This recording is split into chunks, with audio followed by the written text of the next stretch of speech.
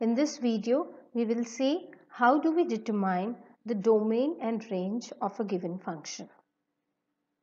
We have seen what are functions and what are composite functions. So let us see, if a function is given, how do we determine the domain and the range. We know that domain are all the independent values, which are the x values, and range are all the dependent values, which are the values of your function, the y values. Okay, suppose our function f of x is, say, square root of x minus 5. Now let us try to find out the domain. When I take x as say 10, fx, which is our y, will become square root of 10 minus 5, which is 5. When I take x as 5, I get y is equal to f of x is equal to square root of 5 minus 5, which is square root of 0, which is 0. Correct? When I take x as 4, what happens then? I get y as square root of 4 minus 5, which is square root of negative 1. Or maybe when I take x as 4.9, then y is again square root of 4.9 minus 5, which is negative 0.1. And is the negative inside a square root defined? So these values are basically not defined. Okay, and when does this y becomes not defined? When we see that our x is becoming less than 5.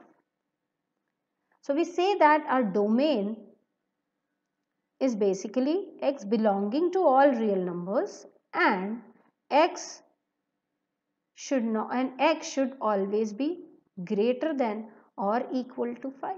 If x is 5 or more, we get a positive inside the square root. If x becomes less than 5, then we start getting the negative inside the square root, which makes our fx go not defined. So the domain is clear. Now we have to find the range. What happens to our range? If I take x as 9, then I get f of x as square root of 9 minus 5, which is square root of 4.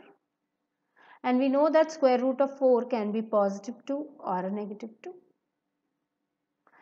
When we get a square root, a 0 inside it, then we get a 0. So we see that fx can be positive, fx can be negative, fx can be decimal values, fx can be integer values, or fx can be 0. So our range is belonging to all real numbers.